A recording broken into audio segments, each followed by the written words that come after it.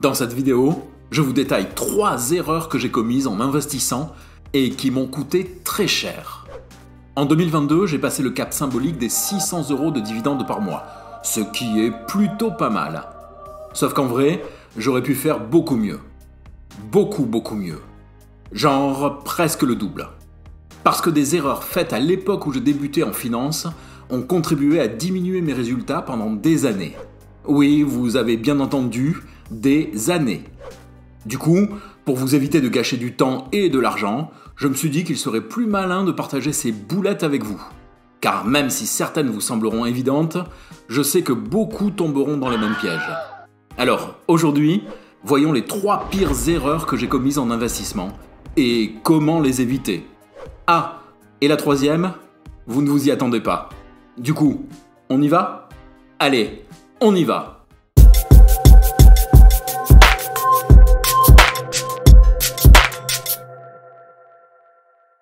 La chute n'est pas un échec. L'échec, c'est de rester là où l'on est tombé.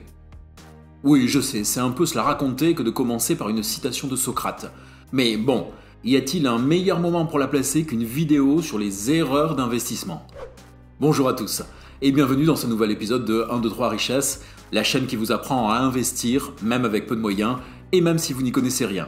Je suis La Voix, et avec mon partenaire Le Cube, un grand bonjour à toute la communauté. Nous allons voir aujourd'hui que même si faire des erreurs fait partie du processus d'apprentissage dans n'importe quel domaine, pour s'améliorer, vous n'êtes pas pour autant obligé de les subir vous. Et oui, car le simple fait de savoir qu'un piège existe vous permet de le contourner. D'ailleurs, la chaîne a été montée pour ça. Vous évitez les errances inutiles au cours de votre parcours d'investisseur. Et les 3 situations que vous allez trouver dans cette vidéo vous permettront respectivement de ne pas perdre bêtement de l'argent, d'être plus efficace dans vos investissements, d'éviter de louper des opportunités. En tout cas, je l'espère. Et justement, la première erreur à ne pas commettre, c'est de manquer un épisode de 1, 2, 3 Richesse. Donc, abonnez-vous, puis activez cloche et notifications. C'est fait ? Ouf ! Sur ce point-là, vous êtes sauvés. Lorsque j'ai pris la décision de faire fructifier mon patrimoine et mon argent, au début, je n'ai pas commencé à l'investir. J'ai fait comme beaucoup de monde et j'ai cherché à le placer. J'ai donc pris conseil auprès de ma banque. Ah là là là là, déjà, ça part mal. Les conseillers bancaires sont là avant tout pour vous vendre des produits de leur propre établissement, pas pour aider à faire fructifier un patrimoine. Sauf qu'à cette époque, je ne le savais pas. Et donc, comme beaucoup de monde, je me suis orienté vers les assurances-vie. En soi, un produit financier pratique et dont la gestion était totalement passive. Ah, mais tu n'as pas lu en entier la documentation fournie, ni les annotations écrites en petits caractères. C'est ça ton erreur ? Pour le coup, si. J'ai bien écouté le discours de mon conseiller, lu avec attention les fiches produits et tout. Non, j'ai fait ça bien, mais... J'ai confondu s'informer et se former. Et c'est là le premier piège à éviter. Du coup, je me suis retrouvé avec l'argent bloqué pendant 8 ans, le temps que le contrat atteigne sa maturité fiscale. Durant ce laps de temps, la rentabilité a été à peine supérieure à celle d'un livret A. Autant dire que tu as gagné des clopinettes. Oui, on peut dire ça comme ça. Parce qu'un capital bien investi double à peu près tous les 10 ans. Mais en fait, je n'avais pas compris les mécanismes de l'assurance vie. Je n'avais pas compris le produit, ni le système dans lequel il s'inscrit.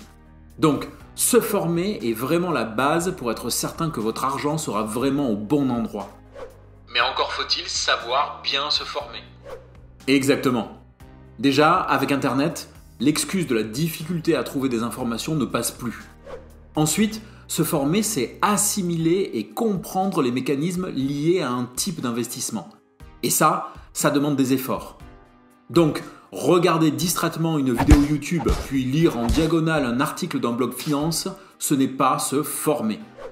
Pas plus que se former, c'est bêtement appliquer les solutions clés en main. D'ailleurs, c'est pour ça que la chaîne est avant tout orientée concept et mécanisme. Exact. Et la chaîne est justement un très bon exemple de cette confusion entre s'informer et se former. Les vidéos expliquant les éléments les plus importants pour éviter l'erreur que j'ai commise sont celles qui ont le moins de vues. Alors que paradoxalement, ce sont celles qui permettent de faire les plus gros gains.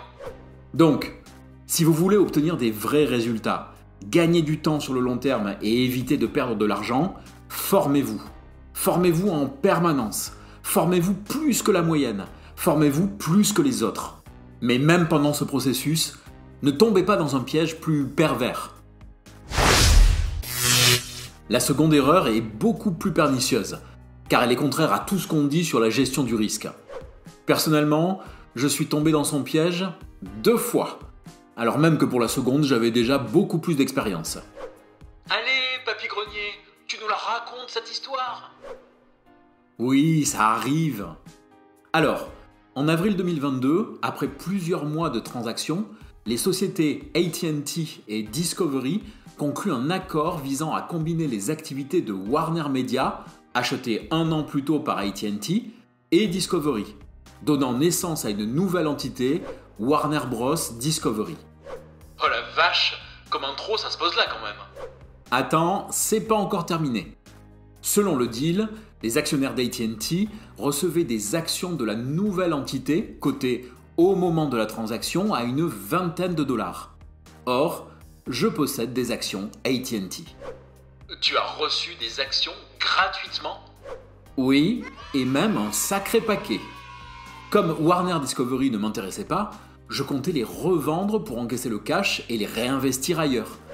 Mais je me suis dit qu'il fallait que j'analyse l'entreprise, que je vois comment son cours évolue. Bref, j'ai laissé traîner un peu les choses. Et alors? Eh bien, le cours a commencé à baisser jusqu'à atteindre la moitié de sa valeur. Ma plus-value a été divisée par 2, juste parce que j'avais attendu.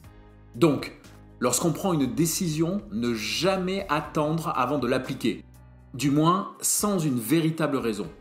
C'est pour ça qu'une bonne stratégie doit contenir des règles. Exactement. L'idée est de pouvoir agir rapidement et sans état d'âme. Or, l'une des règles de mon propre processus d'investissement est que la transaction suit immédiatement la prise de décision. Normalement, je n'attends jamais pour éviter les doutes. Est-ce que j'ai pris la bonne décision? Est-ce que je ne suis pas en train de faire une erreur? Est-ce que je ne me suis pas trompé? Mais aussi la procrastination qui est souvent une conséquence des doutes qu'on peut avoir. Je passerai l'ordre demain. Et puis j'ai le temps. Peut-être que le cours aura changé en ma faveur. En tout cas, à un moment, il faut agir.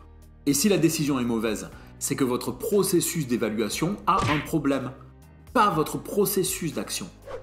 Oui, on décide en fonction des informations que l'on possède à un moment donné, et selon une situation donnée. D'ailleurs, vous qui regardez, c'est quoi la pire erreur que vous ayez faite en investissement? Dites-le nous en commentaire. Mais il y a encore une 3e erreur que j'ai faite et qui, elle, m'a coûté beaucoup d'argent et dont je continue de payer les pots cassés des années après. Et celle-là, tout le monde l'a fait et pourtant personne n'en parle. Et pour cause. Au tout début de mon parcours en finance, j'ai fait ce que tout débutant fait lorsqu'il se lance. J'ai copié un portefeuille prêt à l'emploi. Pourtant, on le répète assez souvent à l'école, copier, c'est mal. Comme je commençais et que j'étais un peu perdu, j'effectue des recherches et je découvre un blog où l'auteur partage son portefeuille avec des analyses graphiques, des projections et tout un vocabulaire financier solide. Je me dis qu'il suffit d'acheter les mêmes titres que lui et bingo! J'investis donc sur 10 sociétés pour étaler les risques. Et très rapidement, je vois leurs cours s'envoler avec des plus 10, plus 15 et même des plus 30%. Parallèlement, je touche mes premiers dividendes avec des rendements de 7 à 8%. Mais attends, c'était la poule aux œufs d'or ça! Puis les cours se sont crachés. Quoi? Comment ça? Oui, en l'espace de quelques mois, 2 des sociétés sont revenues à leur niveau antérieur, 5 ont vu leur cours chuter plus bas que mon prix d'achat, et 3 ont fait faillite. J'ai perdu de l'argent, du temps, et j'ai failli arrêter d'investir. Et donc, l'erreur c'était de suivre les conseils d'un incompétent? Non, ici l'incompétent, c'était moi. Le blogueur, lui, faisait de la spéculation à moyen terme. Sauf que je n'avais pas compris ça, par manque de connaissances. Vois-tu, copier pose 2 problèmes qu'il faut avoir en tête. D'abord, on ne connaît jamais la compétence réelle de la personne qui conseille. Ensuite, même si la personne est compétente, elle n'a pas forcément la même stratégie, ni les mêmes objectifs que nous. Et dans les deux cas, pour s'en rendre compte, il faut avoir un minimum de connaissances. Confère l'erreur numéro 1. Exactement. Il faut partir du principe que les portefeuilles types, les allocations d'actifs clés en main et toutes ces choses-là ne sont que des pistes destinées à donner une direction générale, un premier coup de pouce. Les copier est une chose, mais il faut les copier intelligemment. Oui, parce que nous aussi on donne des portefeuilles clés en main. On l'a fait avec celui de Charles Gave par exemple. Et l'analyse de son portefeuille est en 2 vidéos.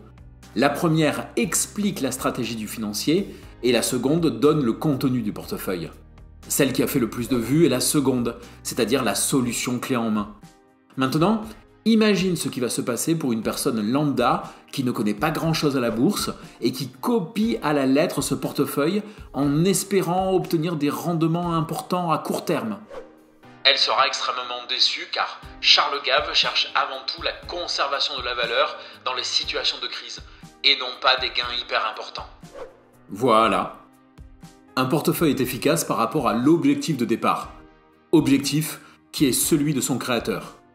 Et même si les objectifs de celui qui copie sont les mêmes, n'oubliez pas qu'en copiant, vous ne rentrez pas au même moment et donc pas forcément au même prix. On peut donc avoir 2 portefeuilles exactement semblables mais avec des résultats complètement différents. Il faut donc toujours comprendre ce qu'on copie et savoir pourquoi on le fait. En 1999, on avait reproché à Warren Buffett de ne pas avoir investi sur les valeurs technologiques.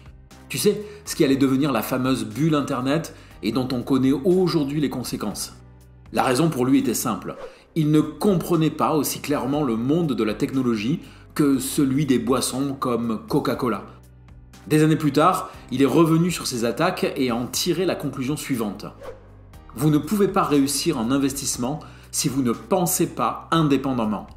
La vérité, c'est que vous n'avez ni raison ni tort parce que les gens sont d'accord avec vous. Vous avez raison parce que les faits et votre raisonnement sont justes. Au final, c'est tout ce qui compte. En d'autres termes, écoutez les avis, mais soyez votre propre évaluateur personnel et prenez vos propres décisions. Merci d'avoir suivi cet épisode un peu différent jusqu'à sa conclusion.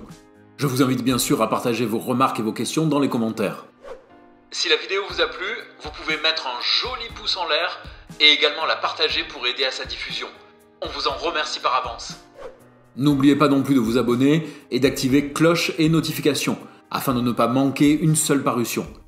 Et une fois que c'est fait, on n'a plus qu'à se dire à bientôt dans une nouvelle vidéo. On dit ça ? Allez, on dit ça.